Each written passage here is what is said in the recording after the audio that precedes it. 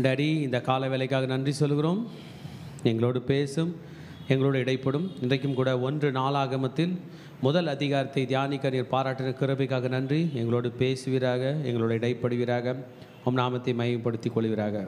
அடிமைகளை தாழ்த்தி அர்ப்பணிக்கிறோம். இயேசுவின் நாமத்தில் ஜெபங்களை எடுக்கிறோம் நல்ல பிதாவே, ஆமென். நாம் அனைவரும் தயவுசெய்து உட்காருவோம்.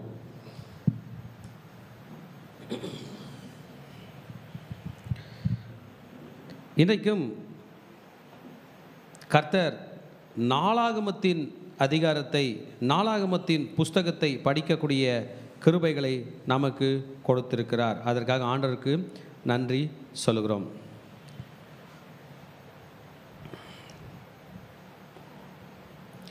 இந்த நாளாகமத்தை ஆங்கிலத்தில் கிரானிக்கல்ஸ் என்று சொல்வார்கள். கிரானிக்கல்ஸ் மறக்கக்கூடாது. என்னதுங்க? கிரானிக்கல்ஸ் என்றால் written record of historical events. வரலாற்றிலே முன்பு நடந்தவைகளை சரியாய் வகைப்படுத்தி அது என்றைக்கு நடந்தது, எப்பொழுது, எந்த நேரத்தில் நடந்தது, யார் மூலமாக நடந்தது, இந்த காலத்தில் யாரெல்லாம் வாழ்ந்தார்கள் என்பதை எழுதி வைப்பதை தான் நாளாகமம் என்று சொல்லுகிறார்கள். கால வரிசை முறையில் விவரிக்கும் ஒரு எழுத்து பதிவு என்று சொல்லலாம், அல்லது தொடர் வரலாறு என்று சொல்லலாம்.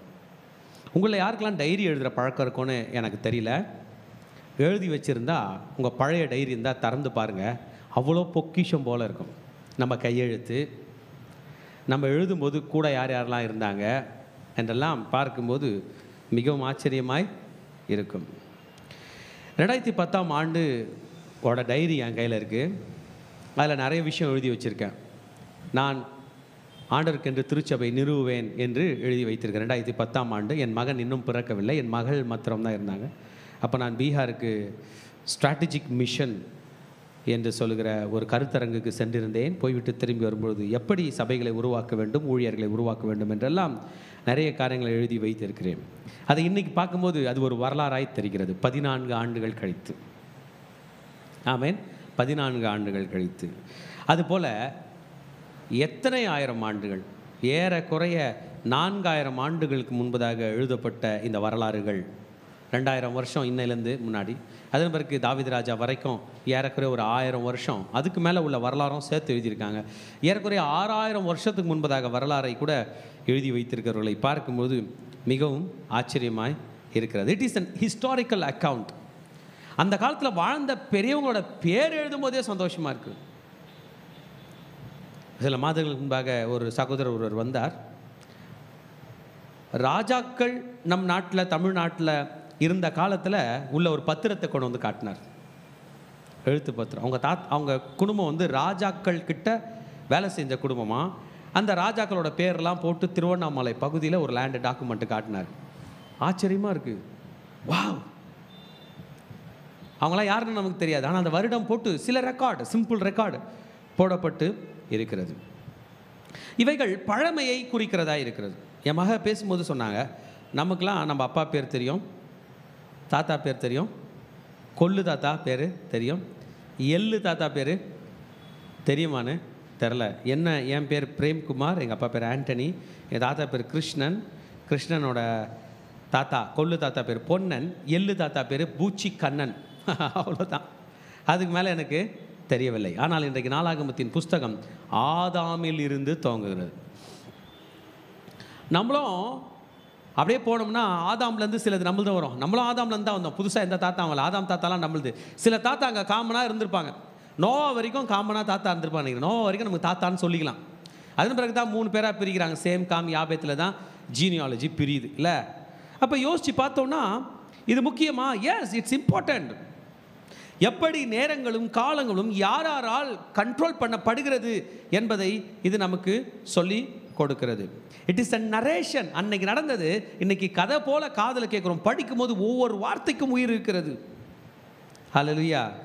ஆக இந்த நாளாகமத்தின் புஸ்தகத்துக்கு இவ்வளவு ஆச்சரியமான காரியங்கள் இருப்பதை எண்ணும்போது எனக்கு மிகவும் மகிழ்ச்சியாக இருக்கிறது. இந்த புஸ்தகத்தை எல்லாம், இந்த நாளாகமத்தையே எழுதுவதற்கு தேவன் ஞானத்தை கொடுத்திருக்கிறார் பாருங்க. ஆமேன். இந்த நாளாகமத்தின் புஸ்தகத்தை ஒரு வேளை சாமுவேல் எழுதியிருக்கக்கூடும், இல்லை தாவீது எழுதியிருக்கக்கூடும், இல்லை சாலமோன் எழுதியிருக்கக்கூடும், இல்லை அவங்க எழுதி வச்ச டைரியை மீதி பேர் கண்டினியூ பண்ணியிருக்கக்கூடும். கவர்மெண்ட்டில் பெரிய பெரிய லெஜரு டாக்குமெண்ட்லாம் இருக்கும். இவங்களே எழுத மாட்டாங்க. 50 வருஷத்துக்கு முன்னாடி வேறு யாரோ எழுதி கையெழுத்து போட்டிருப்பாங்க. இன்றைக்கி அவங்க உயிராக கூட இருக்க மாட்டாங்க. இவங்க எழுதுகிறது போல தான் நாளாகமத்தின் புஸ்தகம்.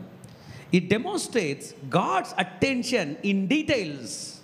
ஒவ்வொரு மனிதனும் ஏன் வாழ்ந்தான், எப்படி வாழ்ந்தான், அவனால் தேவனுக்கு என்ன பிரயோஜனம் என்பதை காட்டுகிறது. அவன் பிரயோஜனம் இல்லாமல் போனாலும் கூட கர்த்தர் பாதத்தில் விழுந்தபடியால் அவன் எப்படி மற்றவர்களுக்கு பிரயோஜனமானான் என்பதை எழுதுகிறதா இருக்கிறது. ஹல்லேலூயா, ஆமென். God has his interest in his people. தன் வழியில் இல்லாதவர்களை பற்றின பெரிய ரெக்கார்ட்லாம் இதில் இல்லை. ஆண்டவருக்கு கீழ்ப்படியாதவங்க பேரெலாம் இல்லை. ஆண்டவருக்கு கீழ்ப்படிந்த ஒரு தாத்தா ஆபிரகாம், அவன் வழியில் உள்ள பிள்ளைகளை பற்றி தான் அதிகமாக சொல்லப்பட்டு இருக்கிறது. எல்லாருடைய பெயர்களையும் எல்லாவற்றையும் கற்றுக் கொடுக்கிற ஒரு புஸ்தகமாக இது இருக்க போகிறது. ஆமேன். Royal lines. இஸ்ரவேல் என்பது சாதாரணமாய் நேற்று பேஞ்ச மழையில் இன்னைக்கு முளைச்ச காளான் அல்ல, அது ஆதாமில் இருந்து முளைத்தெழும்பினது என்பதை விளக்குகிறதா இது இருக்க போகிறது.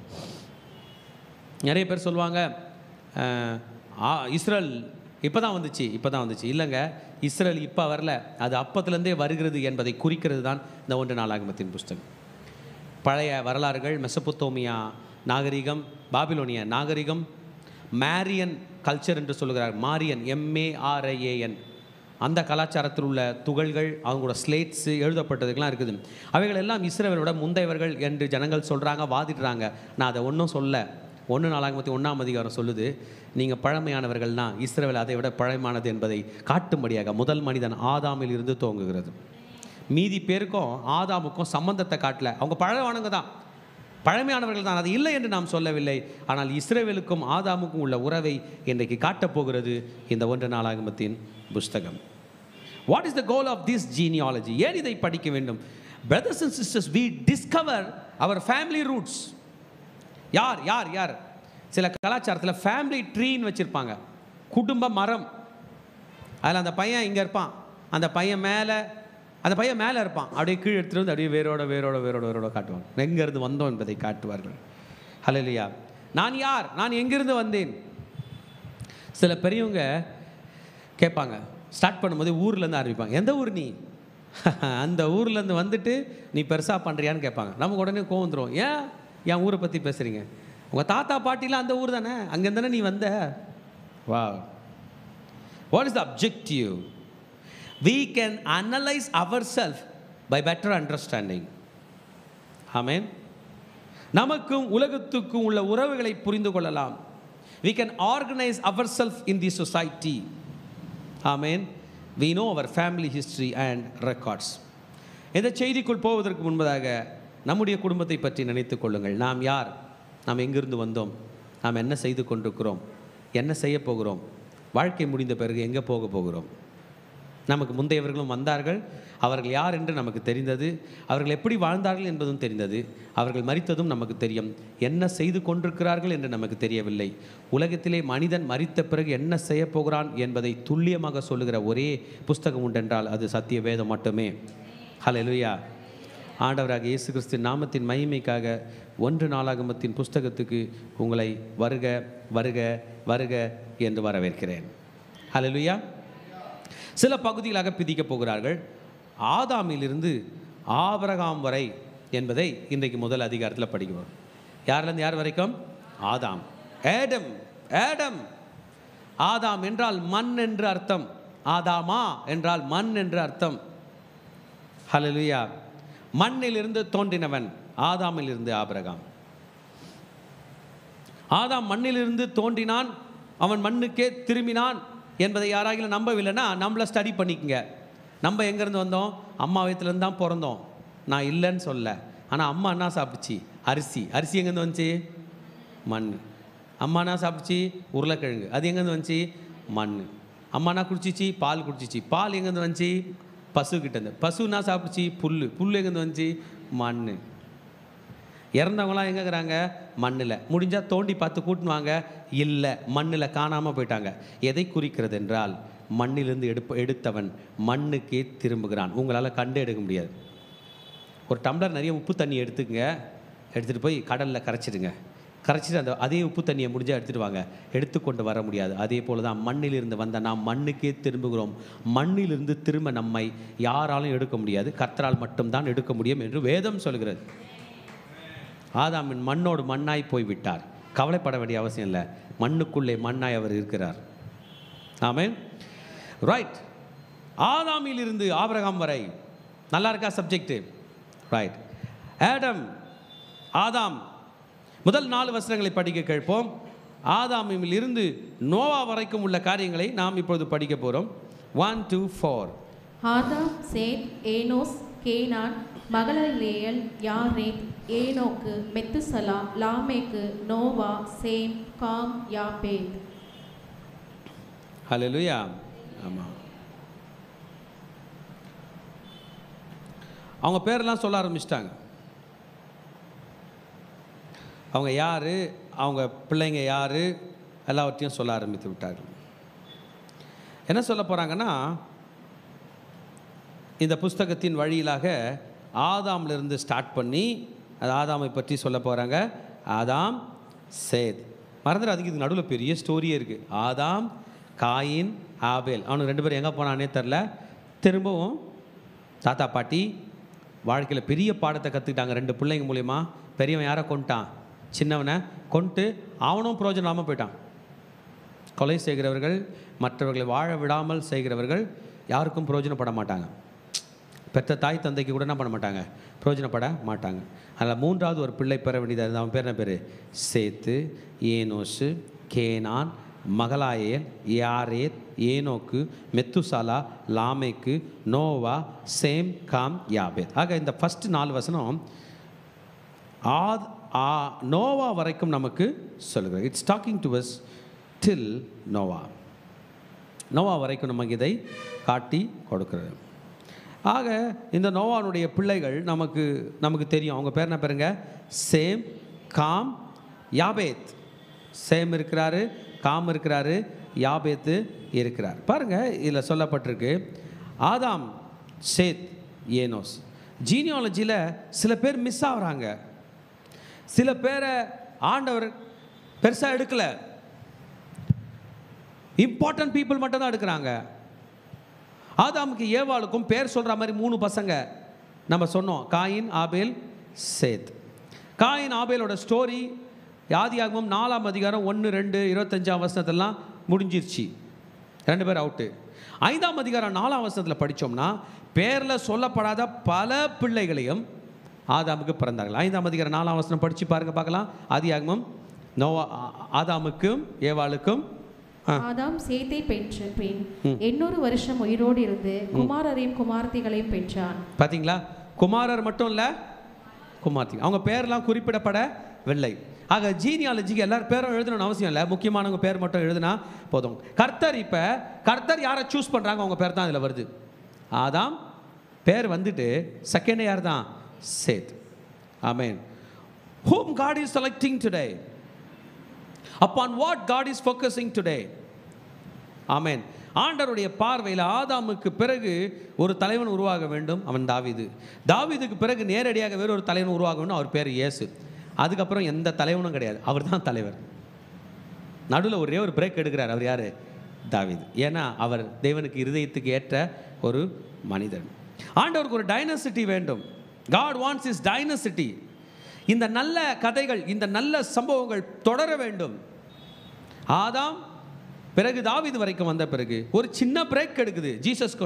ஜீசஸ்க்கும் தாவீதுக்கும் நடுவில் இஸ்ரவேலர்கள் எல்லாருமே சிறைப்பிடிக்கப்பட்டு போய்விட்டார்கள், பாபிலோனுக்கு போய்விட்டார்கள். Babylon captivity.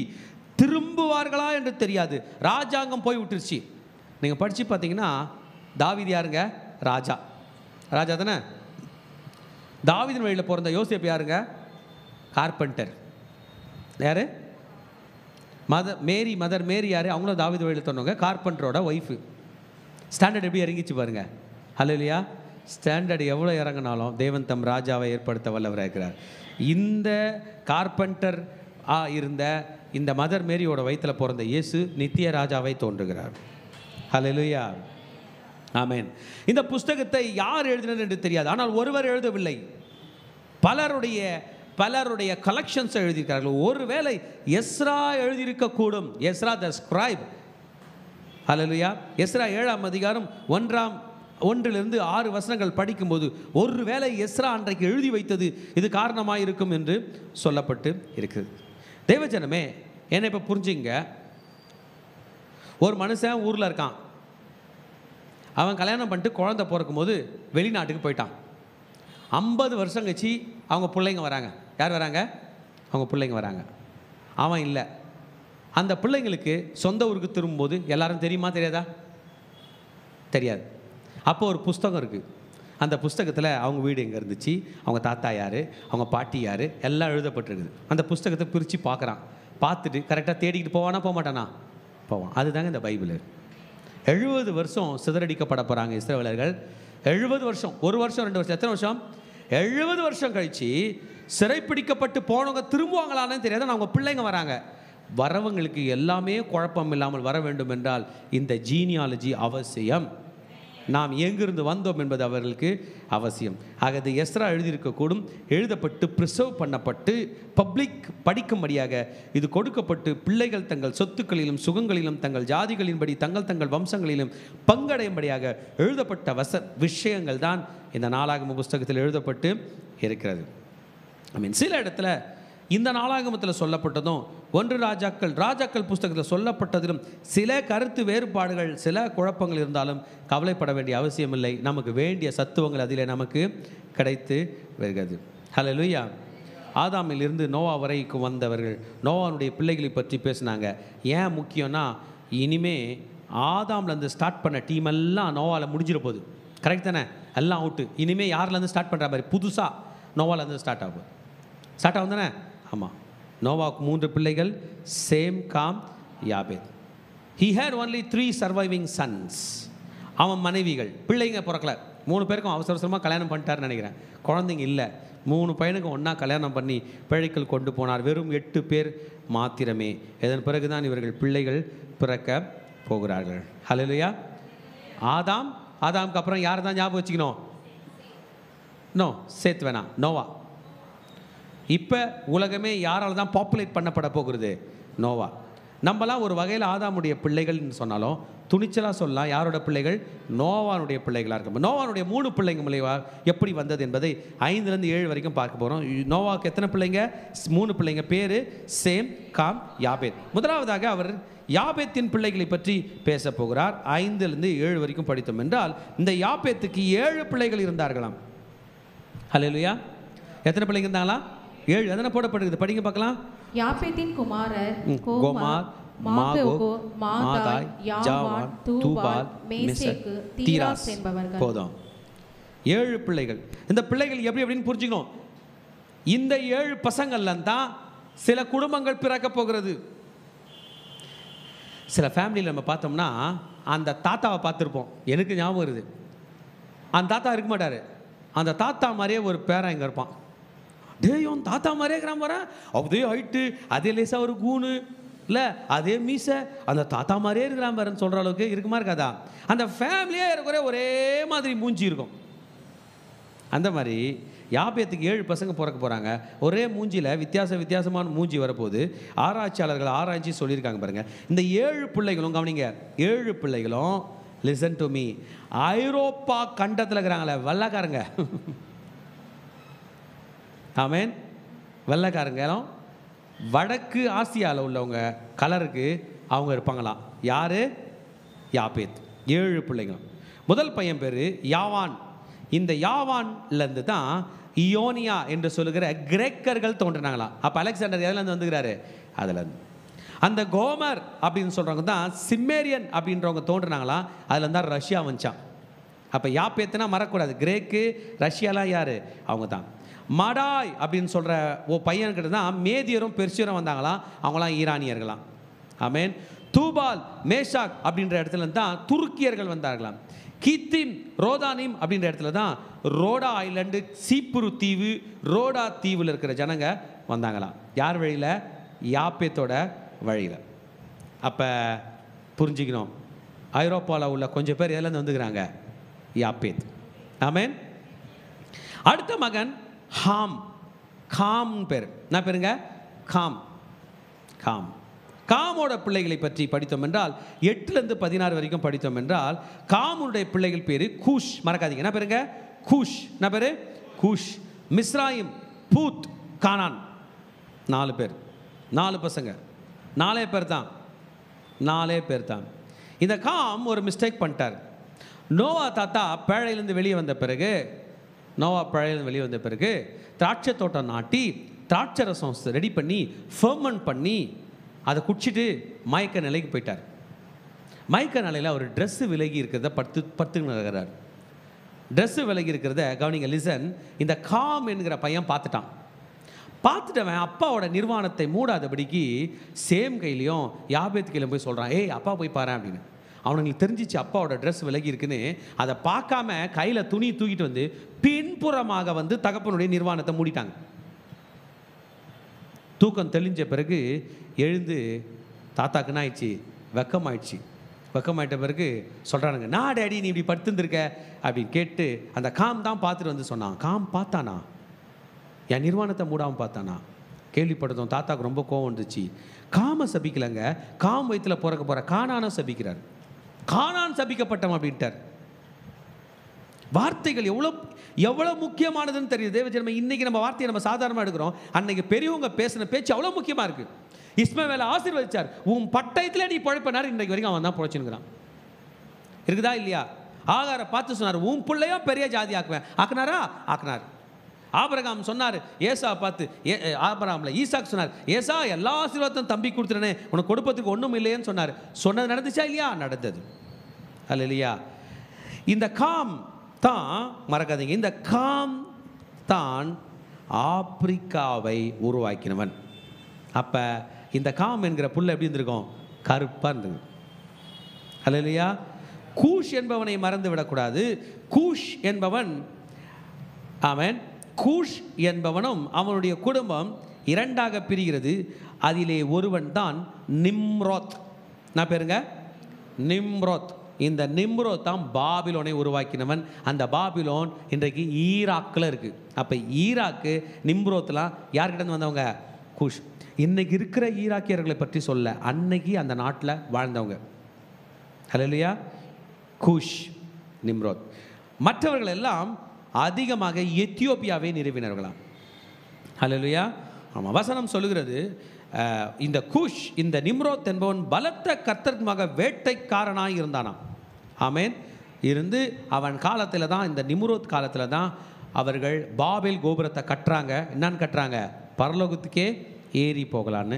அது என்றைக்கும் நடக்காத ஒரு விஷயம். வானளவு கோபுரம் கட்டியிருப்பாங்கன்றீங்க, தோங்குனாங்க. அப்போவே அவருடைய நாவுகள் பரளப்பட்டது. நாவுகள் புரளிச்சு, நாவில் ஒரு ட்விஸ்ட்டு உண்டாயிருச்சு இல்லை? அதுக்கப்புறம் பேச்சு வரல. ஆமீன். அதாவது நான் யோசிச்சு பார்ப்பேன், நாவு ட்விஸ்ட்டு உண்மை தாங்க. உலகத்தில் வேறு எந்த மொழி பேசுகிறவங்களையும் கூப்பிட்டு வந்து நம்ம தமிழில் பழம் அப்படின்னு சொல்லுவீங்களா பார்க்கலாம்? ழா வராது. சைனீஸில் ஒரு எழுத்துக்குது, யூ யூ வி அப்படி, எனக்கு கூட வர மாட்டேது. எப்படிமா அது? ஈ ஈ அப்படின்னு ஒரு வேர்டு, ஈ அப்படி ஈ ஈன்னு அது வார்த்தை வந்துன்னே இருக்கும், வரவே வராது நமக்கு. ட்விஸ்ட் பாருங்க, டங் ட்விஸ்ட் பாருங்க. சைனீஸ் பீப்புளுக்கு ரா வராது, ராக்கு பதில் லான்னுவாங்க. லா லா. என் பேர் பிரேம் குமார், ரா வரவே வராது. Tongue twist. அன்றைக்கு பாபேல் கோபுரம் உருவாகும் போது கர்த்தர் அவருடைய நாவை பிறள செய்தார்கள். இன்றைக்கு வரைக்கும் இருக்குது. அதுதான் லாங்குவேஜ். ஹல்லேலூயா. ஆமென். மிஸ்ராயிம் அது பேர். மிஸ்லா எங்கே போச்சுன்னு தெரில. நம்ம ஊரில் ராம் பேர் வைக்கிறோம். ஒரு ஊரில் ஒரு பேர் இல்லை? ஆமென். மிஸ்ராயிம் என்றால் அது ஈகிப்து நாட்டை குறிக்கிறதா இருக்கிறது. ஈஜிப்ட் நாடு பேர்னா பேர் மிஸ்ராயிம். அப்போ இந்த காமோட ஒரு புள்ள பேர்னா பேருங்க மிஸ்ராயிம். அந்த வழியில் தான் பெலிஸ்தியர்களும் வந்தார்கள் என்று சொல்லப்பட்டிருக்கு. ஆமென். எல்லாமே ஒரு மூஞ்சி ஒரு வகையில் வந்ததெல்லாம் யார் வழியில் வந்தது? நோவா தாத்தாவோட பிள்ளைகளில். யாப்பேத்தை பற்றி படிச்சுட்டோம். யாரை பற்றி படித்து கொண்டுக்கிறோம்? காம். ஓகே. வேத வல்லுநர்களுடைய ஆராய்ச்சியின்படி திராவிடர்களாகிய நாம் காம் வழியில் தோன்றியிருப்போம். ஆமென். யார் வழியில் தோன்றியிருப்போம்? காம் வழியில் தோன்றியிருப்போம். காம் தாத்தா என்ன மிஸ்டேக் பண்ணிச்சுன்றதையும் நீங்கள் புரிஞ்சிக்கணும். அப்போ ஆண்டவர்களை நம்ம எவ்வளோ சாரி கேட்கணும் தெரிஞ்சுக்கணும். அடுத்து ஒரு மகன் மிஸ்ஸிங் இன்னும் இருக்கார். அவர் பேர் சேம். ஆமென். இந்த சேம் வழியில் தான் இஸ்ரவேலர்கள் தோன்ற போகிறாங்க. சேமோட பிள்ளைங்க யார்? 17-27 ஏலாம், ஆசூர், அர்பக்சாத், லூத், ஆராம், ஊஸ், உல், கெத்தேர், மேஷாக் என்பவர். இப்போ இதில் பார்த்தோம்னா அர்பக்சாத் யாரை பெற்றான்? சாலாவை பெற்றான். சாலா யாரை பெற்றான்? ஏபேர் யாரை பெற்றான்? பேலேகு. பேலேக மறக்க கூடாது. ஏன் பேலேகுனா அந்த காலத்துல தான், அண்டர்லைன் பண்ணி வச்சுங்க, பேலேகு காலத்துல தான் கண்டங்கள் பிரிந்ததான். ஆதியிலே தேவன் வானத்தை பூமி சிருஷ்டித்தார், பூமியானது ஒழுங்கு வெறுமையாக இருந்தது. ஆண்டவர் வந்து தண்ணீர் எல்லாம் ஒரு சைடு போயிட்டு அதுக்கு என்ன பேர் வச்சாரு? சமுத்திரம் என்று பேரிட்டார். வெட்டாந்தரைக்கு என்ன பண்ணாரு? பூமின்னு பேர் வச்சார். இல்லை, வெட்டாந்தரை ஃபுல்லாக ஒன்றா வச்சார். ஆனால் பேலேகு காலத்தில் வெட்டாந்தரையே பழந்துச்சு, நடுவில் தண்ணி பூந்துருச்சு. அதனால தான் எத்தனை கண்டங்கள் உருவாச்சு? 7 கண்டங்கள். ஏன் கண்டம்? கண்டம்னானது பீஸ், துண்டு. கண்டம், துண்டம், பீஸ். 7 பீஸ் ஆச்சு. ஏன்? தண்ணி உடைச்சிட்டு உள்ளே வந்துருச்சு பேலேகோட காலத்தில். அந்த அதுனா மூவிமா ஐசேஜ் தானே? ஐசேஜில் பார்ப்போம். அதுனா அது பூமி பழக்கம், மிருகங்கள்லாம் கொஞ்சம் இங்கேயும் அங்கேயும் மாட்டிக்கும். அது எந்த காலத்தை பற்றி சொல்கிறாங்க? பேலேகின் காலத்தில் பூமி பகுக்கப்பட்டதான். அவர் பேர் மறக்கக்கூடாது. என்ன பேருங்க? பேலேகு. பூமி பகுக்கப்பட்ட பிறகு ஒன்றா வாழ்ந்தவங்களாம் பிரிஞ்சுட்டாங்க. உலக மேப்பை நீங்கள் பார்த்தீங்கன்னா நடுவில் என்ன வருது? கடல் இருக்குதா? ஆமாம். நமக்கும் அமெரிக்காவுக்கும் நடுவில் ரோட்டில் போகவே முடியாது. என்ன இருக்குது? கடல் இருக்குது, வழியில் போகவே முடியாது. நமக்கும் ஆஸ்திரேலியாவுக்கும் நடுவில் ரோட்டில் போகவே முடியாது, கடல் இருக்குது. நமக்கும் அண்டார்டிகா நடுவில் போகவே முடியாது, கடல். ஏன்? அது உடஞ்சி மிதந்துக்கு தள்ளி போயிடுச்சு, பகுக்கப்பட்டுச்சான். எல்லாத்துக்குமே பைபிளில் பதில் இருக்குது பாருங்க. பேலேகு. ஓகே. அவன் சகோதரன் பேர் என்ன பேரு?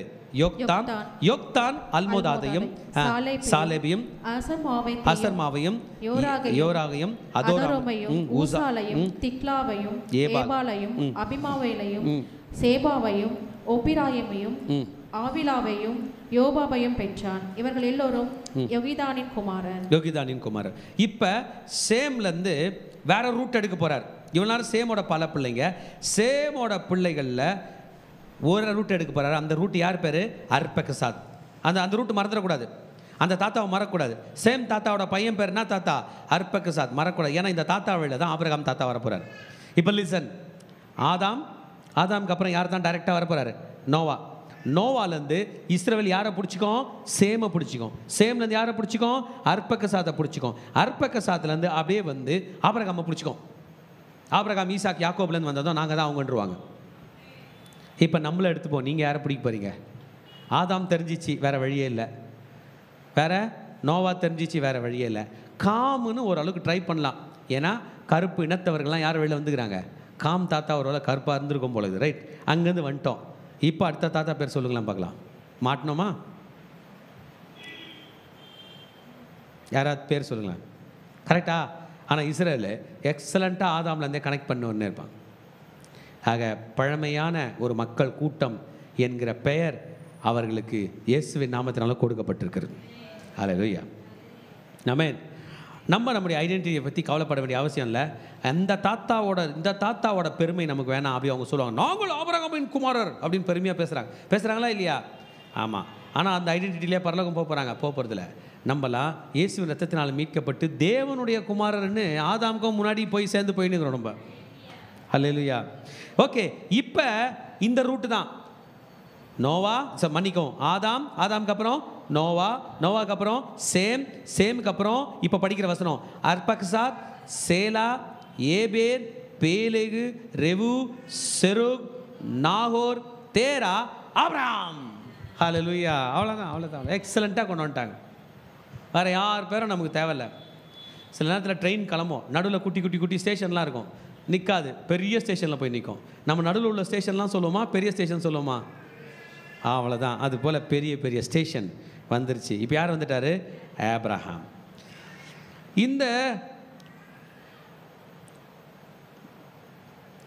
இந்த சேமிலிருந்து முக்கியமானவர்கள் யார் வந்தாராம்?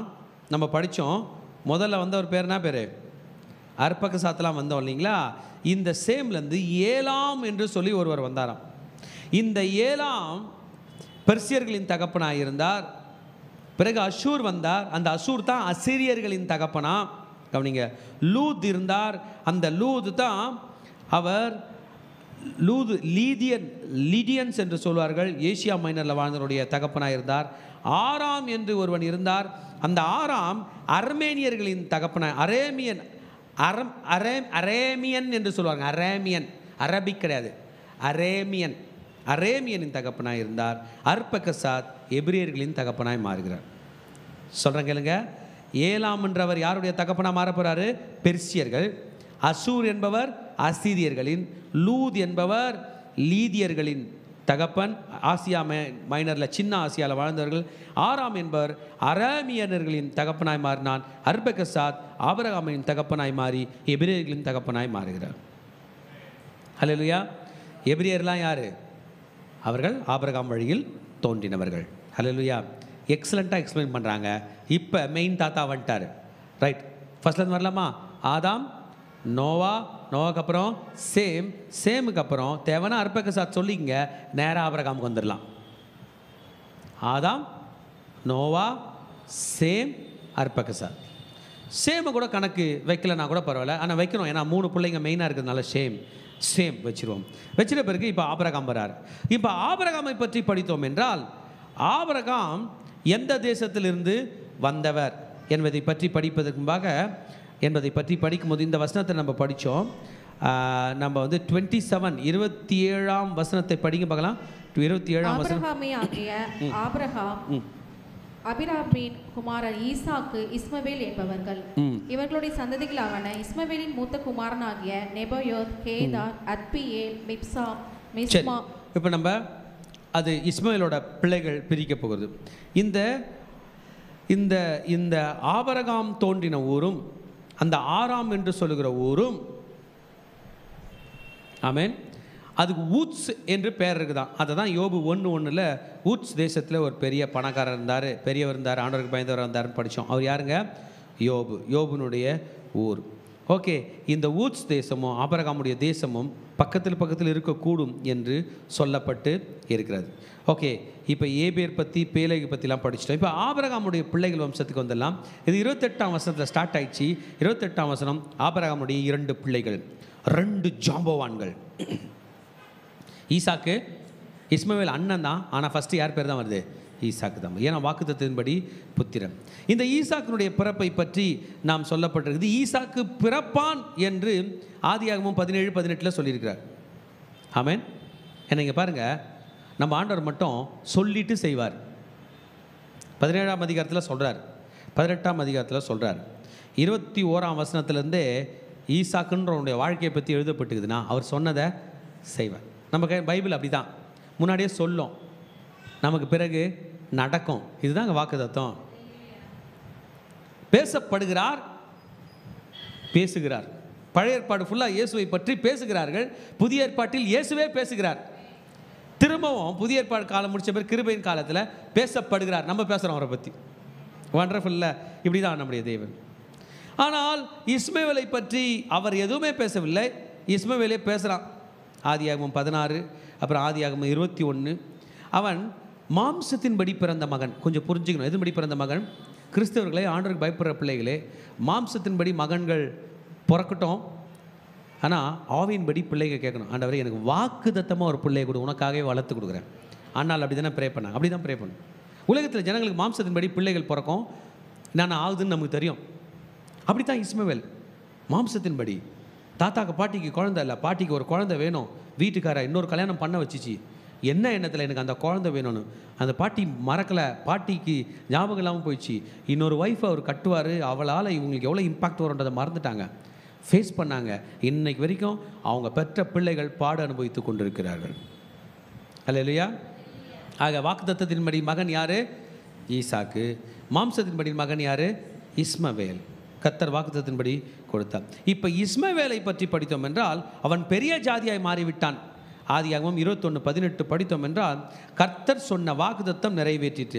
29 படிச்சிங்கன்னா அவனுடைய ஃபர்ஸ்ட் இஸ்மவேலுடைய முதல் சன் பேர் நெபயோத், பிறகு கேதார், அப்புறம் அத்பீல், அப்புறம் மிப்சாம், மிஸ்மா, தூமா, மாசா, ஆதாத், தேமா, யத்தூர், நாபீஷ், கேடமா.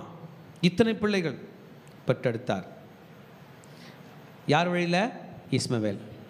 அப்பா பேர் ஆபிரகாம், அம்மா பேர் ஆகார், பையன் பேர் இஸ்மவேல். முடிஞ்சிச்சா? அடுத்த ஜீனியாலஜி பற்றி சொல்லியிருக்காங்க. அப்பா பேர் ஆபிரகாம், அம்மா பேர் கெத்தூரா, பிள்ளைங்க பேர் சொல்ல போகிறாங்க. ஆமென்.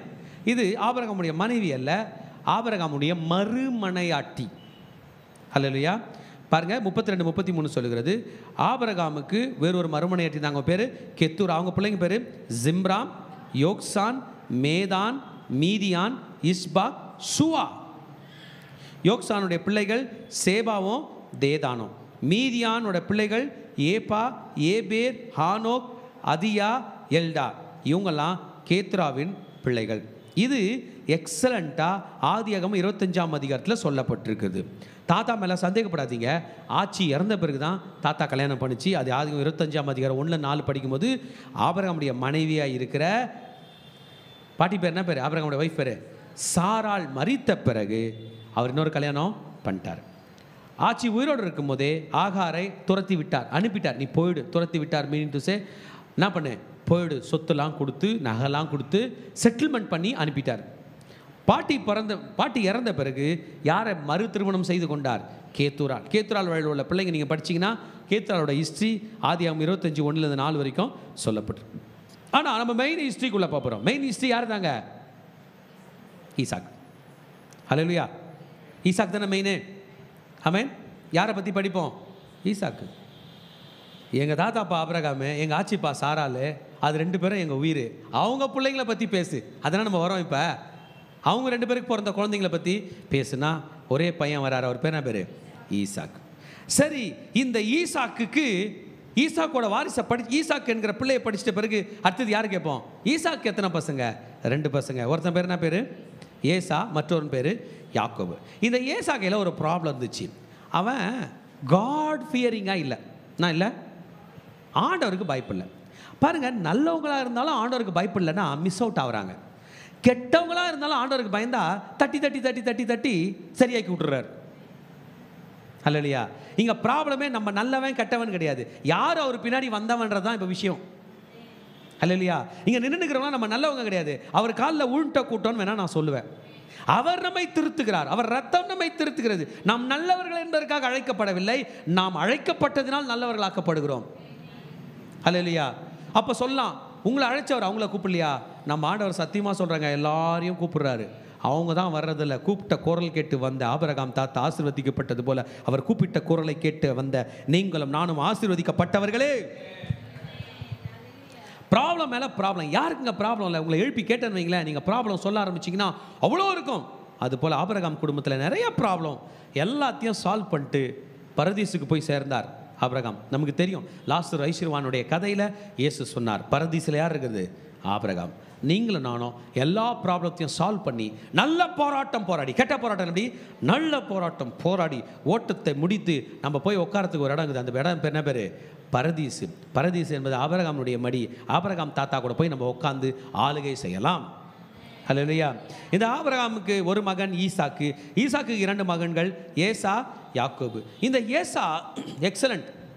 அவனுடைய பிள்ளைகளை பற்றி சொல்லப்பட்டிருக்குது. 34 படித்தோம்னா எலிப்பாஸ், ரூவேல், யோவேஷ், யாலாம், கோரா. சரியா? இந்த எலிப்பாஸோட பிள்ளைங்க பேர் தேமான், ஓமார், ஜெப்பி, காத்தாம், கேனாஸ், திம்னா, ஆமாம் அமலேக்கு. ரைட்டா? பிறகு ரூவேலோட பிள்ளைங்க நாகா, ஜேரா அப்படின்னு போயிட்டு பெரிய கூட்டமாக அவங்க மாறுறாங்க. அல்லேலூயா. ஆமாம், ஆண்டவர் வாக்குத்தத்தத்தை ஆபிரகாம் கையில் கொடுத்துட்டாரு. இதான் பைபிள் தான் வாக்குத்தத்தம்னு வச்சுப்பேன். ஆபிரகாம் கையில் கொடுத்துட்டாரு. ஆபிரகாம் ஈசா கையில் கொடுத்துட்டாரு. ஈசா கையிலேருந்து எந்த புள்ள வாங்குறது? 2 பிள்ளைய கூட சேர்ந்து வாங்கியிருக்கலாம். ஒன்றும் இல்லை, வாக்குத்தத்தம்ன்றது ஒன்றுமே கிடையாது. கர்த்தர் தருவார், அவரோடது. ஏசா என்ன பண்ணிட்டான்னா வாண்டடா சின்ன ஒன்றுத்துக்கு இல்லாத விஷயத்துக்கெல்லாம் தூக்கி யார் கையில் கொடுத்துட்டான்? யாக்கோபு கையில் கொடுத்துட்டான். இன்றைக்கி நான் மினிஸ்ட்ரியை, ஊழியத்தை, ஆண்டவருடைய காரியத்தை அப்படி தான் பார்க்குறேன். நம்மளோட லேசினஸ்னால, நம்மளோட பேச்சினால், நம்முடைய வாய் சாலாக்குனால ஆட உலகத்தில் போவோம், இது என்னத்துக்கு நீ எத்துக்கோ அப்படின்னு சொல்கிற அளவுக்கு இருக்கக்கூடாது என்பதை நான் பயத்துடன் தெரிவித்துக் கொள்கிறேன். சிரேஷ்ட புத்திர பாக்கியத்தை அவன் தட்டி கழித்தான். நல்லா யோசித்து பார்த்தோம்னா யாக்கோபு ஏமாத்தின மாதிரி இருக்குன்னு நம்ம நினைக்கலாம். இன்னும் யோசித்து பார்த்தோம்னா சைடில் இந்த ஏசா அதை அவமதிச்சிருக்கிறான். என்ன நடக்குது ஸ்டோரி? ஏசா வேட்டையாட்டு வரான், பசியாக வரான். தம்பி சிவப்பான கூழ் காய்ச்சினுங்கிறான். அப்போ அண்ணன் கேட்குறான், எனக்கு கொஞ்சம் கூழ் கொடுடா. தம்பி சொல்கிறான், எனக்கு சேஷ்ட புத்திர பாக்கியத்தை விட்டு போடு. நான் பண்ணேன், இனிமேல் நான் தான் அண்ணன், நீ தம்பி. அவன் சொல்கிறான், டேய் நானே சாப்பிட போகிறேன் பசியில். நிஜமாக சாப்பிட போகிறான். வீட்டுக்கு போனால் அம்மா சாப்பாடு போட போகிறாங்க, இல்லை கடையில் போய் சாப்பிட்லாம், இல்லை ஆண்டி வீட்டில் சாப்பிட்லாம், பக்கத்து வீட்டில் சாப்பிட்லாம், இல்லை பிச்சை எடுத்து கூட சாப்பிட்லாமே. சேஷ்ட புத்திர பாக்கியத்தை பார்த்து சொல்கிறான், இது எனக்கு இந்த கூழை கொடு, இதை நீ எடுத்துக்கோ என்று சொல்லுகிற வார்த்தை கர்த்தர் பார்வையில் நல்லது அல்ல. உங்கள் குடும்பம், உங்கள் ஆசீர்வாதம், உங்கள் பிள்ளைகள், உங்கள் ஊழியம் நீங்கள் அவமதிப்பதற்காக அல்ல, கர்த்தர் உங்களுக்கு கொடுத்தது. நான் கூட இந்த சர்ச்சை யாருக்கு, நீ யாருன்னா எடுத்துன்னு போகணும் சொல்லுவேனா? எவ்வளோ பயத்துக்குரிய ஒரு விஷயம். இந்த ஊழியம் யாருக்கு, எடுத்துகிட்டு போ சொல்லுவேனா? இந்த பிள்ளைங்க யாருக்கு, இந்த மக்கள் யாருக்கு சொல்ல முடியாது. எப்படி உன் வாயில் வரும் ஏசா? ஆமென்.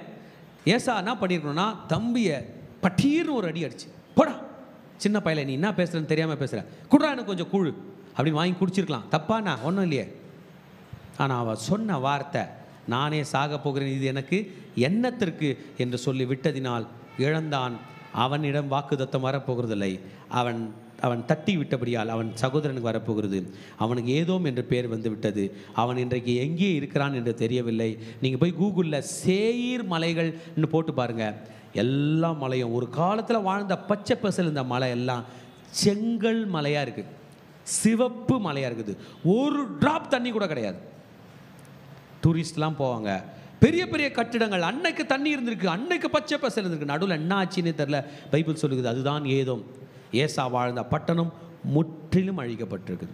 43ஆம் வசனத்திலிருந்து 54ஆம் வசனம் வரைக்கும் அவங்களோட சீஃப்ஸ் அது சொல்லப்பட்டு இருக்கிறது. யார் யார் வாழ்ந்தார்கள் என்று 54ஆம் வசனம் வரைக்கும் ஃபுல்லாக அவங்க தான். The list of Kings.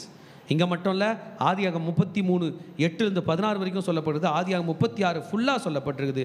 அவன் வாக்குத்தத்தத்தை ஏன் அவன் தட்டி விட்டான், அதை விட்டு விட்டான், அதை ஏற்றுக்கொள்ளவில்லை என்று. தேவ ஜனமே, நீங்கள் பாருங்கள், God has his own timing. God has his wisdom. God operates through God's wisdom. நம்ம ரெடியாக இருக்கமா புரிந்து கொள்ள? Are we ready to listen to God's voice? Amen. We cannot act in an irrelevant manner. இன்னைக்கு நமக்கு இதெல்லாம் புரியாமல் இருக்கலாம். அன்றைக்கு ஏசாக்கு கிடைத்த ஒரு வாய்ப்பை அவன் வழுவி விட்டான். அவன் லைஃப்பில் ஒன்றும் ஒரு சேஞ்சஸும் தெரில. பிரபுக்கள் தோண்டிட்டாங்க. இந்த இஸ்ரவேல் ஆடு மேய்ச்சிருக்கிறார் யாக்கோபு. அப்போவே அவங்க ராஜாக்கள், தேவர் கிங்ஸ், சீஃப்ஸ். பிரபுன்னு போட்டிருக்கோம், போய் படித்து பாருங்க. ஏதோ பிள்ளைங்க பேர் என்ன பேர்? பிரபு. இது ரூபனு, சிமியோனு, லேவி, தானு, காத்து, ஈசக்கர். ஆடு மேய்க்கிறவனுங்க. அப்படியே எங்கே போயிட்டானுங்க? எகிப்துக்கு சாப்பிடுக்கு போயிட்டானுங்க. இல்லையா? ஆனால் after the appointed time, after the span of time, நமக்கு தெரியும் யார் ரியல் பிரபுவாக இருக்கிறாங்க, யார் இல்லை என்று. இந்த ஏதோம் எங்கே இருக்கிறது என்று தெரியவில்லை. இந்த இடத்துல எல்லா இடத்துலையும் ஆண்டவர் கண்ணுக்கு தெரிகிறார். இந்த சாப்டர் ஃபுல்லாகவே ஆண்டவர் தெரிகிறார். எங்கேயா தெரிகிறாருன்னு நீங்கள் கேட்குறீங்களா? ஒவ்வொருத்தருக்கும் பிள்ளைகளை கொடுத்துருக்காரு. இல்லையா? ஒரு பிரச்சனைகளும் தீர்வு கொடுத்துருக்காரு. ஆதாமுக்கும் ஏவாளுக்கும் ஒரு பெரிய ஹர்ட்டு. சின்ன பையன் செத்துருச்சு, பெரிய பையன் பைத்தியம் பிடிச்சிச்சு. ஏன்னா அவன் ஓட்டான், மூளையில் ஓட்டான். அவனை லாமேக் அப்படின்னு சொல்கிற ஆள் கொண்டுறான். சேத்து வழியாக வர லாமேக்கு ஒருத்தன், அவன் வழியாக வர ஒரு லாமேக்கு 2 மனைவிகள் உள்ளவன் கொன்றான். யாரை கொன்றான்? காயினை கொன்றான். He dies. ஆமென். அப்போ ஆண்டவர் அவங்களோட ஹர்ட்டை நீக்கிறதுக்கு யாரை கொடுக்குறாரு? சேத்தை கொடுக்குறாரு. சேத்து வழியில் அப்படி பார்த்தோம்னா ஏனோக்கு வராரு. ஏனோக்கு யார் கூட நடக்கிறாரு? கர்த்தர் கூட. உங்களுக்கு புரியுதா? சேத்து வழியில் யார் வராரு? ஏனோக்கு ஆண்டவருக்கு ரொம்ப பிடிச்சிருச்சு. ஏனோக்கு வழியில் தான் யார் வராரு? நோவா வராரு. நோவா வழியில் யார் வராரு? இந்த சேம் வராரு. சேம் வழியில் யார் வந்துடுறாரு? ஆபிரகாம் வந்துடுறாரு. அப்படி தானே நம்ம ரட்சிக்கப்பட்ட ஜனங்களாச்சே. நம்ம வழியில் எந்த பிள்ளை ஆண்டவருடைய ஊழியம் செய்ய போகுது, எந்த பிள்ளை ஜபம் பண்ண போகுது, எந்த பிள்ளை பைபிள் எடுக்க போகுது, ஆண்டவர் இதை தானே தேடுறாரு, அதை தானே ரெக்கார்ட் எடுக்கிறாரு. அன்னைக்கு தான் அதுனா இன்றைக்கு இதுதான். ஒருவேளை நம்ம பிள்ளைங்க பிரபு ஆகாம போகலாம். ஒருவேளை நம்ம பிள்ளைங்க பலத்த வேட்டைக்காரராக இல்லாமல் இருக்கலாம். கர்த்தரை நேசிக்கிறார்களா? இப்போ நான் யோசிச்சு பார்க்குறேன், ஏசா வேட்டையாட போகிறான், ரைட்டா? வேட்டையாட போகும்போது ஆண்டவர் எனக்கு முன்பாக சிங்கம் வந்துருச்சு, நான் ஒரு பலிபீடம் கட்டி கத்தரை தொழுது கொள்கிறேன்னு போவானா? கத்தி தூக்கிட்டு போய் சிங்கத்தோட சண்டை போடுவானா? இதே சிங்கம் யாக்கோபு முன்னாடி நான் வந்தால் என்ன பண்ணுவான்? சண்டைக்கு போவான். ஆனால் அதுக்கு முன்னாடி முட்டி போட்டு ஜெபம் பண்ணுவான், ஆண்டவர் என்னை சிங்கத்துக்கிட்டேருந்து காப்பாற்றி விட்டேன்னா, ஒரு பலிபீடம் கட்டி ஜெபம் பண்ணுற ஆண்டவர், ஒரு 1000 ஸ்தோத்திர பலி சொல்கிற ஆண்டவர். இதில் எந்த புள்ள அவருக்கு பிடிக்கும்? அவரை நம்புகிறவனை தான் அவருக்கு பிடிக்கும். இன்னைக்கு நீங்களோ நானும் பலத்தினால் சாதிக்கிறவர்கள் அல்ல, பராக்கிரமத்தில் சாதிக்கிறவர்கள் அல்ல, அவர் ஆவினாலே சாதிக்கிற கூட்டம். Isaac surrender to God. அவன் அவருக்கு சரண்டர் பண்ணும்போதே கத்தி தான் வருது. ஈசாக்கு பிறந்த பிறகு ஃபர்ஸ்ட் டெஸ்ட் என்னதான்? ஈசாக்கே எனக்கு பலி கொடுறான்னு ஆண்டவர் கேட்குறார். மனித ரத்தத்தில் பிரியப்படாத தேவன் அவனை செக் பண்ணுறார். அவங்க அப்பாவை போனாரா? த சரண்டரிங், த சாக்ரிஃபைஷல் நைஃப், தியாகத்தின் கத்தி வருது. நம்ம லைஃப்பில் கூட தியாகத்தின் கத்தி வரும். ஆண்டோடைய ஊழியத்துக்கு போயிட்டோம், இனிமேல் வீடு கூட கிடையாது, போ. ஆண்டோடைய ஊழியத்துக்கு போயிட்டோம், 4 பேர் மதிக்க போகிறதில்ல. இல்லை மகனே, இன்றைக்கு நீ செய்கிற தியாகம் மகளே நாளை உன்னை ஆசீர்வாதமாய் வைக்கும். நாம் பணக்காரர்களாய் வாழ்வோம் என்று சொல்லவில்லை, பெரியாள்களாய் வாழ்வோம் என்று சொல்லவில்லை, நாம் மற்றவர்களுக்கு ஆசீர்வாதமாய் வாழ்வோம் என்று தான் வேதம் சொல்லுது. ஆபிரகாமே, உன்னை எல்லாரோட பெருசாக்குறேன்னு சொன்ன தேவனு உன்னை எல்லாருக்கும் ஆசீர்வாதமாக ஆக்குறேன். யோசிச்சு பாருங்க, நம்ம மற்றவங்களோட பெருசாக காட்டுறதுக்காக இங்கே வரல, மற்றவங்களுக்கு பெருசாக செய்வதற்காக வந்திருக்கிறோம். ஹல்லேலூயா. there is blessing in the genealogy. இதை காலைல படிச்சுட்டு இருக்கும்போது எனக்கு தோணுச்சு, ஆண்டவருடைய அந்த ஆசீர்வாத பேட்டான், ஆண்டவர் ஆசீர்வாதம்னு ஒரு கோல் கொடுத்தாருன்னா, அந்த கோல் இங்கேயும் அங்கேயும் அங்கேயும் இங்கேயும் போய் தட்டி தடுமாறி ஆபிரகாம் கையில் மாட்டி, ஆபிரகாம் கையிலேருந்து ஈசாக் கையில் போய், ஈசாக் கையிலேருந்து யாக்கோபு கையில் போய், யாக்கோபு கையிலேருந்து யோசேப்பு கையில் போய், யோசேப் ஆக்சுவலாக ரூபன் கையில் போனோம், யோசேப்பு கையில் போய், யோசேப்பு கையில் சரியில்லாமல் யூதா கையில் வந்து தொலைஞ்சிருச்சு. இயேசு பிறந்து அந்த கோலை கையில் எடுத்து இன்னைக்கு நம்ம கையில் கொடுத்துருக்காரு. இன்னைய பைபிள் இவ்வளோ தூரம் இருக்கலாம், பரலோகத்தில் போகும்போது அவருடைய ஞாபக புஸ்தகத்தை, ஜீவ புஸ்தகத்தை ஆட் பண்ணும்போது அதில் நம்ம பேரெலாம் கூட இருக்கும். இந்த பைபிளை நம்ம ஒரு 50 வருஷம் 60 வருஷம் 70 வருஷம் 100 வருஷம் ஒருத்தரும் படிக்கிறோம். ஆனால் ஆண்டவருடைய ரெக்கார்டை 1000 வருஷம் படிப்போம். எந்தெந்த ஊழியக்காரங்க யார் யாருக்கு அவருக்கு செய்தாங்க. செய்தி கேட்டுக்கொண்டிருக்கிற மகனே மகளே, ஆபிரகாமுடைய ஜீனியாலஜி முக்கியம் என்றால் நம்முடைய ஜீனியாலஜி முக்கியம். ஆபிரகாமுடைய வாழ்க்கை முக்கியம், அதே போல் ஈசாக்கோட வாழ்க்கை முக்கியம், அதே போல் யாக்கோபுடைய வாழ்க்கை முக்கியம்னா தான் இயேசு வருவார்னா. இன்றைக்கி நம்ம வாழ்க்கை முக்கியமாக இருந்தால் தான் நம் வழிகளிலும் இயேசு எழும்பி ஊழியம் செய்வார். 2000 ஆண்டுகளுக்கு முன்பதாக இயேசு ஊழியம் செய்வதற்கு ஒரு சரீரம் தேவைப்பட்டது. இன்றைக்கு 2000 ஆண்டுகள் கழித்து இயேசு ஊழியம் செய்வதற்கு என் சரீரம் தேவைப்படுகிறது, உங்கள் சரீரம் தேவைப்படுகிறது. அன்றைக்கு நடந்த இயேசு இன்றைக்கு உங்கள் மூலமாக நடக்கிறார். அவர் பிறக்கிற வரைக்கும் அது மூலியமா எப்படின்னா உலகத்தை காப்பாற்ற பார்த்தாரு. பிறகு அவரே வந்தார். இன்றைக்கு அதே இயேசு நம் மூலமாக இந்த பட்டாபிராமிலே நடக்கிறார், சென்னையிலே நடக்கிறார், தமிழ்நாட்டிலே நடக்கிறார். ஜீனியாலஜி முக்கியம். ஆதாமில் இருந்து நம் வரை, உன் வரை மகளே, என் வரை மகனே, மகனே உன் வரை நீ அப்படியே ரெக்கார்ட் பண்ணணும், பார்க்கணும். இதில் நம்மைக்கும் ஒரு வாய்ப்பு கொடுத்து தன் பணியை செய்ய கொடுத்த கிருபையுள்ள தேவனுக்கு நாம் நன்றி சொல்ல போகிறோம். நாம் எழுந்து நின்று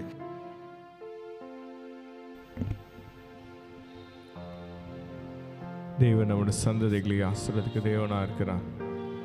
இன்று நாம் ஆசீர்வதிப்பட்டு இருக்கோம், பிறகு நம் சந்ததியை ஆசீர்வதித்து இருக்கிறார். நம் முன்னோர்கள் ஒரு வேலை நம்ம இருந்திருக்கலாம், ஆனால் தேவன் நம்மை தெரிந்து கொண்டு இருக்கிறார். தேவன் அவரை ஆசீர்வதித்தவர், ஈசாக்கை ஆசீர்வதித்தார். ஈசாக்கை ஆசீர்வதித்த தேவன் அவர் நம்மையும் ஆசீர்வதிக்க தேவன் திட்டமுள்ள இருக்கிறார். நம் மூலமாக நம்முடைய சந்ததிகளும் தேவன் ஆசீர்வதிக்க திட்டமுள்ள இருக்கிறார். அன்று ஆண்டவர் இன்னைக்கு நாம் ஆண்டவர் புகழ்ந்த ஆண்டவர் அப்பா, நீர் அனைவரும் எங்கள் தகப்பன எங்கள் முற்பிதாக்களை நீர் ஆசீர்வதித்து வழி நடத்துங்களப்பா. எங்களையும் நீர் ஆசீர்வதிக்க பாத்திரமாக நீ தெரிந்து கொள்ளுங்கப்பா. எங்களையும் நீர் ஆண்டவரை உமக்கென்று வாழ்கிற பாத்திரமாக தெரிந்து கொள்ளுங்கப்பா. எங்களையும் நீர் ஆசீர்வதிங்க சொல்லிட்டு கர்த்தர் சமூகத்தில் அந்த பாடலை பாடி நாம் தேவனுடைய நாமத்தை மகிமைப்படுத்தணும்.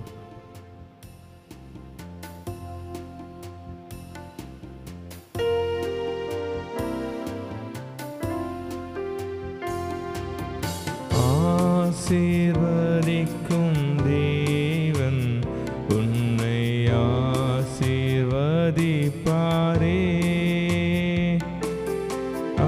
ஆசீர்வதிக்கும் தேவன் உன்னை ஆசீர்வதிப்பாரே.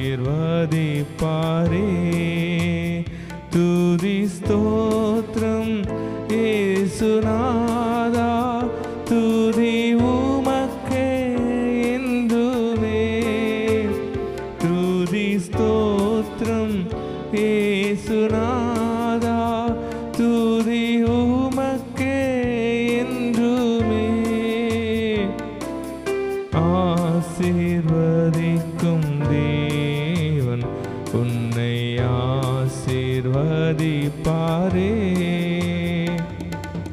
ஆபிரகாமை ஆசீர்வதித்தவர் ஆசீர்வதிப்பாரே. ஈசாக்கை ஆசீர்வதித்த தேவன் ஆசீர்வதிப்பாரே. ஆபிரகாமை ஆசீர்வதித்தவர் ஆசீர்வதிப்பாரே. ஈசாக்கை ஆசீர்வதித்த தேவன் ஆசீர்வதிப்பாரே.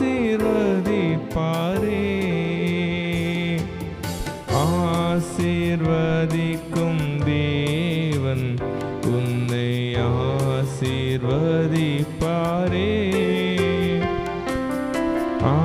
ஆசீர்வதிக்கும் தேவன் உன்னை ஆசீர்வதிப்பாரே. அப்பா பிதாவே, இந்த ஆசீர்வதிக்கப்பட்ட இந்த காலை வேளைக்காக நன்றி செலுத்துகிறோம். இந்த நாளிலும் கூட 1 நாளாகமம் 1வது அதிகாரம் மூலமாக எங்களோடு கூட பேசினீரே. உடைய கிருபையினாலே எப்படி உம்முடைய ஆண்டவரே இயேசுப்பா ஜனங்களை நீர் தேர்ந்தெடுத்துள்ளீர் என்பதை குறித்து நாங்கள் பார்த்தோம். அப்பா இதோ அவர்களுடைய வரலாற்றை குறித்து நாங்கள் பார்த்தோம். பரிசுத்த ஆவியானவரே, இந்த நாளிலும் கூட அப்பா எங்களோடு கூட நீங்கள் பேசுனீங்க. இந்த ஆண்டவரே ரேமா நேரத்திலும் கூட உடைய வார்த்தைகளோடு கூட எங்களோடு கூட பேசுங்கப்பா. இன்னும் நாங்கள் எப்படி உம்மை கிட்டி சேர்ந்து உம்மை சார்ந்து நாங்கள் வாழ வேண்டும் என்பதை எங்களுக்கு கற்றுக்கொடும். இயேசுவின் ரத்தம் ஜெயம், இயேசு கிறிஸ்துவின் நாமத்தினால் பிதாவே, ஆமென். ஹல்லேலூயா. இந்த நாளிலும் கூட நம்ம பார்த்தோம் 1 நாளாகமம் 1வது அதிகாரம் மூலமாக எப்படி தேவன் வந்து ஆதாம் முதல் ஆபிரகாம் வரைக்கும் அந்த வரலாற்றின் நம்ம பார்த்தோம். எப்படி ஆண்டவர் கிருபையாய் தன்னுடைய ஜனங்களை தேர்ந்தெடுத்து எப்படி அவர்களுடைய பெயர்களை எல்லாம் வந்து இந்த புஸ்தகத்தில் வந்து அவர் வந்து பதிவேற்றினார் என்பதை குறித்து பார்த்தோம். இப்போது கடந்த ஞாயிற்றுக்கிழமை நம்ம வந்து பெந்தகோஸ்தே பண்டிகையை வந்து நம்ம அனுசரித்தோம். பெந்தகோஸ்தே பண்டிகை என்றால் வந்து தேவனோடு கூட நாம் இணைவது. நம்ம இந்த 1 நாளாகமம்ல கூட நம்ம பார்த்தோம். அநேக நபர்களை குறித்து நம்ம பார்த்தோம். முக்கியமாக நோவாவுடைய பிள்ளைகளை குறித்து நம்ம பார்த்தோம்.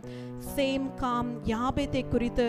அதில் பார்த்தீங்கன்னா வந்து சேம், காம் மற்றும் யாபேத்திலிருந்து அநேக விதமான ஜாதி ஜனங்கள் வந்து உருவானாங்க.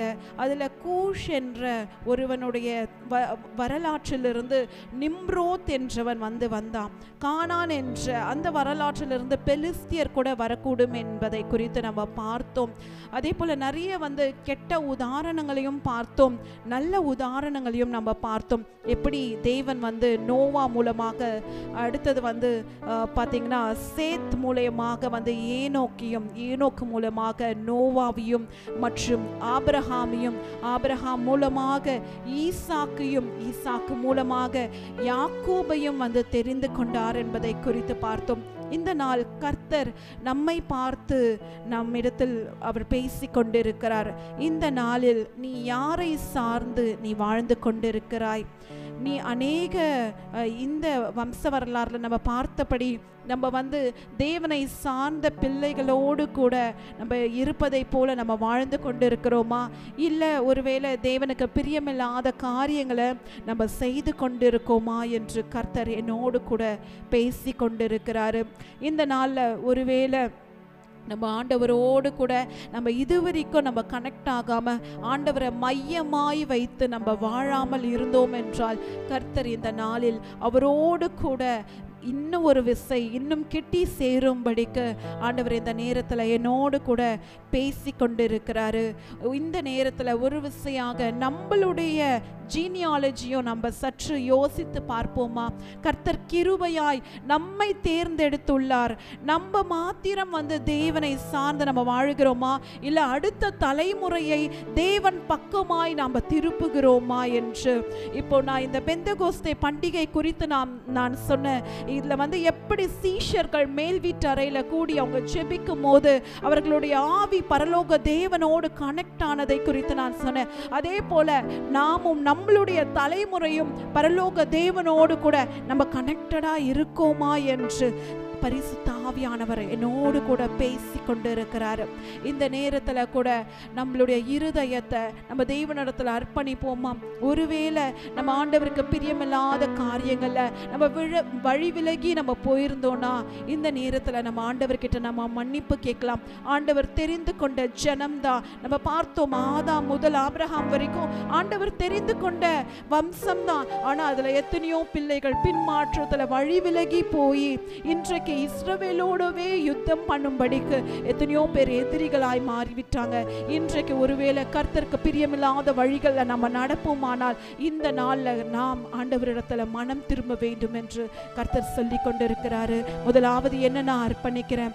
ஒருவேளை நீங்களும் ஆண்டவர்கிட்ட இன்னும் கிட்டி சேர வேண்டும் என்று விரும்பினால் இந்த நேரத்தில் நம்ம ஒரு விசையாக நம்ம முன்பாக நம்மளுடைய ஆவியை நம்ம தேவனிடத்தில் அர்ப்பணித்து நாம் ஜெபிப்போமா? ஜீவதேவன் பின் செல்லுவோம், ஜீவ ஒளிதனை கண்டடைவோம். ஜீவதேவன் பின் செல்லுவோம், ஜீவ ஒளிதனை கண்டடைவோம்.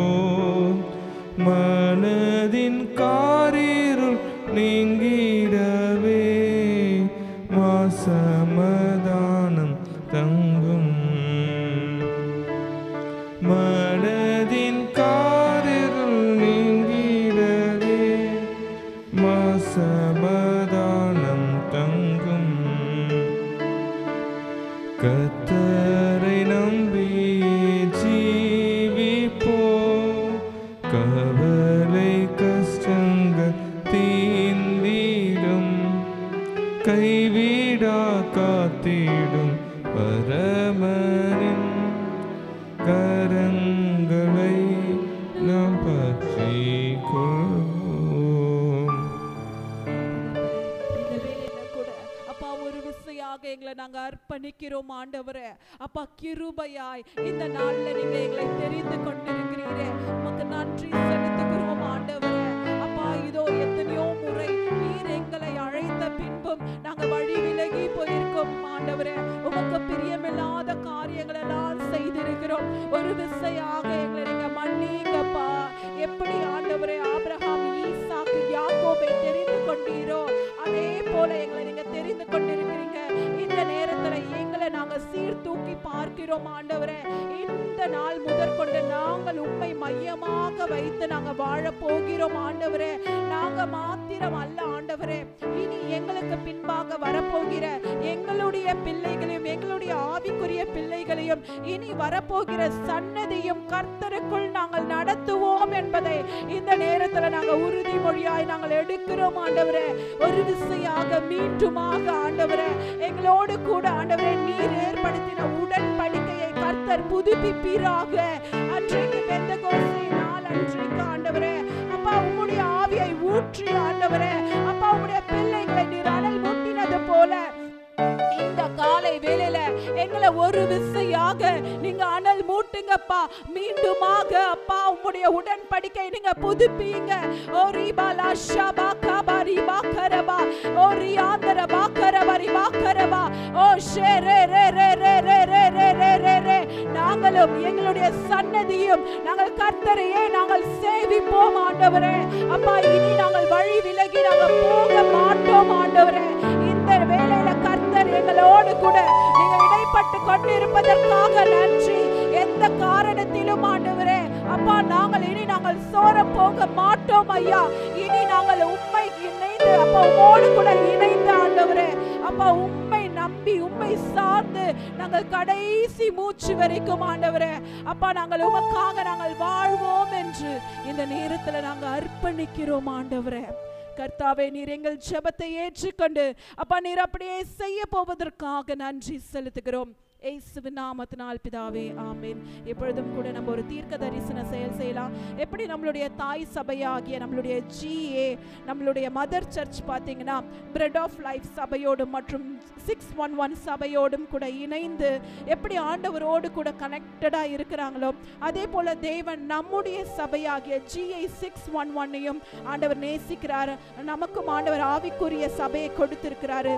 இந்த நாளில் கூட நம்மளுடைய தலைமை போதகரை நான் முன்பாக அழைக்கிறேன். அவர் நமக்கு ஜெபிக்கும் போது அவருக்கு பின்பாக நம்ம வந்து ட்ரைப் லீடர்ஸை போல நம்ம நிற்கலாம். அவர் ஜெபிக்கும் போது நம்ம ஒரு உறுதிமொழி எடுக்கலாம். நாங்களும் இனி எங்களுடைய தாய் சபையை போல நாங்கள் ஆண்டவரோடு கூட கனெக்டடாக இருந்து நாங்கள் ஊழியத்தை செய்வோம். இனி நாங்கள் வழி விட்டு விலக மாட்டோம் என்று நம்ம ஒரு தீர்க்க தரிசன செயல் செய்யலாம்.